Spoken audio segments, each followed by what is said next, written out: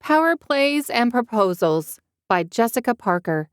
Narrated by Lisa Lynn Sandlin. Copyright 2024 by Jessica Parker. Chapter 18. Leah. Days passed and I survived on baked goods from Maria. The morning after the hospital, I didn't get out of bed until my body forced me to. Instead, I'd laid in Maria's room staring at the ring still on my hand. I'd need to give it back to him. Maria had gone to the bakery, and when she returned, she told me that Sophie had helped her man the counter. The day after that, I'd moved to the air mattress so Maria could have her bed back. Then I'd tortured myself by watching highlights from the Glacier Bay hockey team on my laptop. I'd used so many tissues my room looked like a blizzard had hit. Maria sighed and brought me a garbage can. By the third day, though, I was tired of wallowing.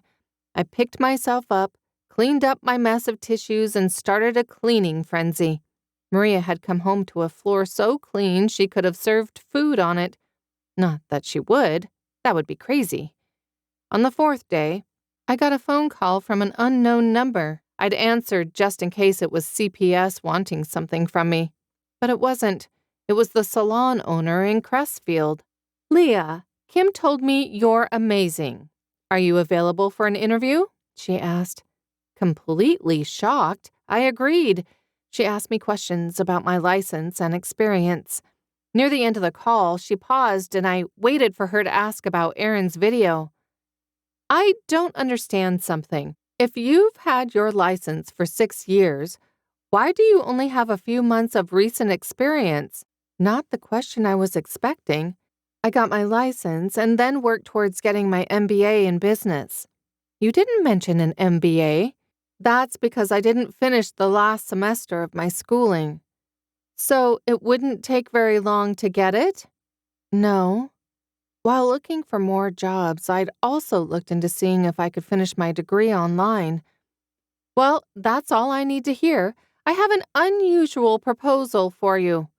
"Can't be worse than the last one." "Let's hear it." "I've been contacted about opening up a second salon by an exclusive resort company. They're in the process of finishing a resort in Glacier Bay, and they want a salon that can handle high-end clients. I need someone to manage my business from Glacier Bay for me. What do you think?" My jaw dropped open. "Are you serious?" "You'll need to train in Crestfield until the resort opens, but if you want the job, it's yours." She rattled off a salary amount. The amount would be enough to move out on my own and afford my bills. It was even enough for me to start saving. "I'll take it." With hope for my future finances restored, I felt up to working at the bakery on the 5th day. I got up early and put on my favorite bakery t-shirt that said, "I've got 99 problems, but a batch ain't one." I stepped out of Maria's apartment, ready to go to work. The apartment door next to ours opened, and much to my surprise, Lou stuck his head out. I gave him a little wave, hoping he'd go back inside. Instead, he stepped out into the hallway. "Leah, I thought you were going to court with Nate." Fiddling with the hem of my shirt, I shook my head no.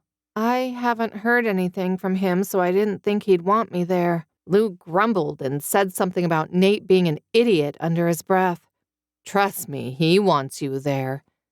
"What would I even do there?" I asked him, my voice laden with uncertainty. It was a debate I'd been having for the last 4 days. Lou gave me a sympathetic shake of his head. His eyes held understanding. "Sometimes just being there is all you need to do. In a face-off, there's nothing I can do for Nate aside from being where he needs me to be. I can't help him get that puck when it drops, but he knows where I am when he needs to send it to me." Much to my surprise, his analogy made sense to me. I made everything so much worse for him. The weight of my guilt pressed down on me, and I looked down at the laces on my sneakers. "Did you, though?" he asked. His response caught me off guard. His life became a media circus because of me. He laughed. "Have you met Aaron?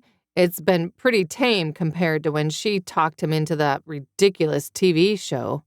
Before you, Nate had two things he thought about: Penelope and hockey. Everything he did was for one of those things. But my guilt lingered, and I stubbornly refused to hear what he was telling me. Penelope got hurt because of me, and I don't think he can ever forgive me, I admitted quietly, the words heavy. From what Nate told me, it was all an accident. He's been meaning to get rid of that rug for a while. A tiny bit of hope cracked through the guilt until I remembered that it was all pretend. That sounds great and all, but we only pretended to be engaged. Nothing about our relationship is real. He only made a show of it to help his chances in court to get custody of Penelope. He looked at me like I was an idiot and grumbled under his breath. His next words were a beacon of wisdom in the darkness of my doubts. To quote the great Wayne Gretzky, "You miss 100% of the shots you don't take. Don't you think it's better to find that out for certain than to assume it and miss out?" I mulled over his words, each syllable a lifeline of hope that I wanted to cling to. "You're pretty smart, Lou," I acknowledged, a glimmer of gratitude in my eyes. His response was a humble shrug, his grin belying his modesty. "That's what my mama says." A playful retort slipped from my lips, a feeble attempt to mask the vulnerability I was feeling. "Yeah, well, maybe don't let it go to your head." He shrugged once more, his grin unyielding. "Too late for that." "Think you could give me a ride to the courthouse?"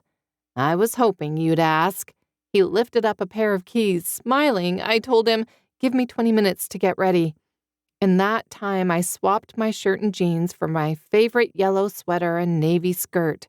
Grateful I was having a good hair day, I fussed with it just enough to make sure I wouldn't have a case of flat or frizzy hair when I saw Nate.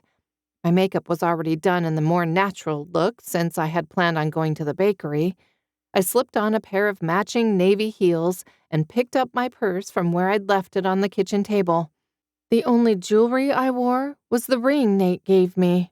Just before I left the apartment, I saw that there was still a brownie left in the pan on the counter. Maria had made me a batch every day, and I was feeling a little sick of them. I grabbed a napkin and put the brownie on it for Lou. "Don't tell Maria."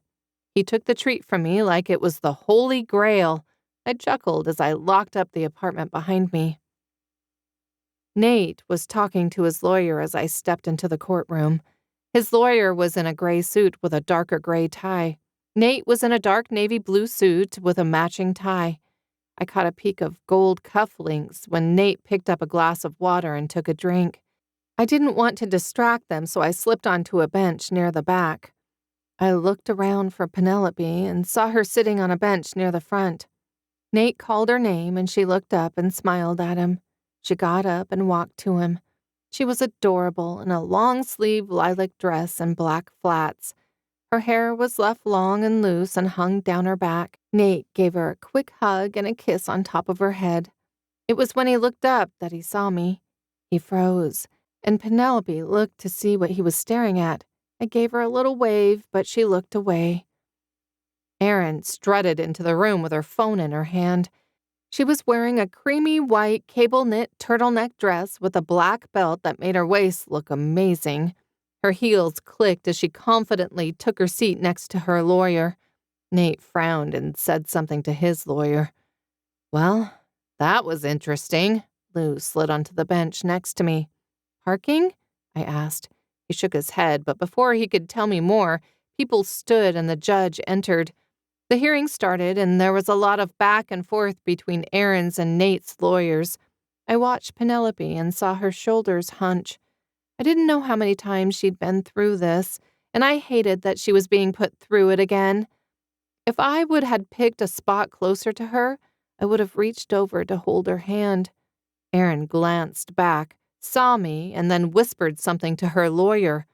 The judge, a man with graying hair and a thick mustache, looked at the things they presented. His facial expressions didn't give any indications of what he was thinking. Aaron's lawyer presented the evidence that Nate had Penelope when it wasn't his time with her. Date-stamped photos from the press at Charlie's and at the hockey games were provided. Nate's lawyer provided the texts between Aaron and Nate to show that Aaron asked Nate to take Penelope for several of the dates.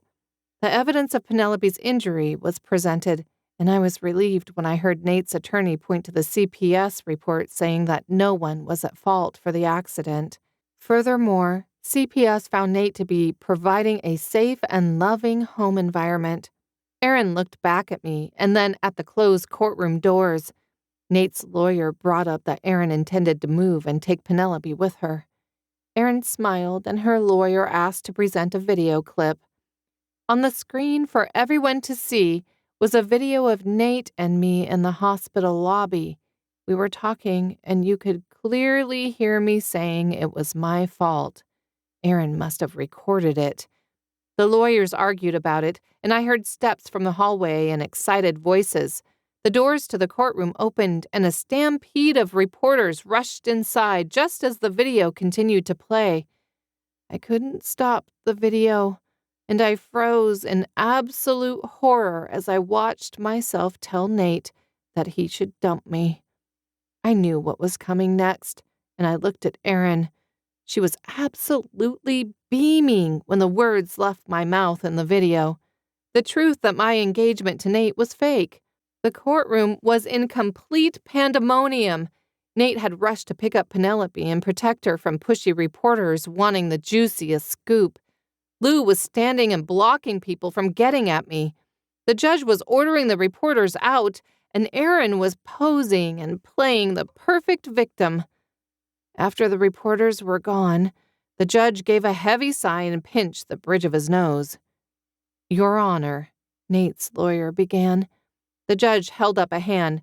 "Let's take a brief recess. We'll reconvene in 15 minutes. Erin left the courtroom as soon as she could, no doubt to capitalize on the attention. "Will you be okay if I step out?" Lou asked me. I nodded. "Thank you." He left, and I took a steadying breath before I looked at Nate. He was holding a glass of water out to Penelope. She looked shaken and pale. I didn't know what I was going to say, but I wanted Nate and Penelope to know how sorry I was. As Nate offered comfort to Penelope, a surge of emotion overwhelmed me, and for the second time in court, I was struck speechless. It was in this moment of vulnerability that I came to a startling revelation. I love him. Lou was right. I'm an idiot. I love Nate and Penelope. I walked on shaky legs towards them. Nate saw me coming, and he told Penelope something before he met me halfway down the aisle between the benches. The skin around his eyes was tight from stress, but I didn't see any anger as he looked at me. "You're here," he said. "I didn't think you would come." At first, I didn't think I would either. What changed? Lou gives a good pep talk. Reminded me that it's important to show up even if I can't do anything. He smiled. "I'll have to thank him." "I'm so sorry, Nate." "You've done nothing wrong, Leah." "But that video was preying on a vulnerable moment when you were emotionally distraught. And the press, Hannah is taking care of it."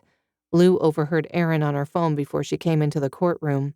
"Do you think Penelope will ever forgive me? She wouldn't even talk to me at the hospital before she left."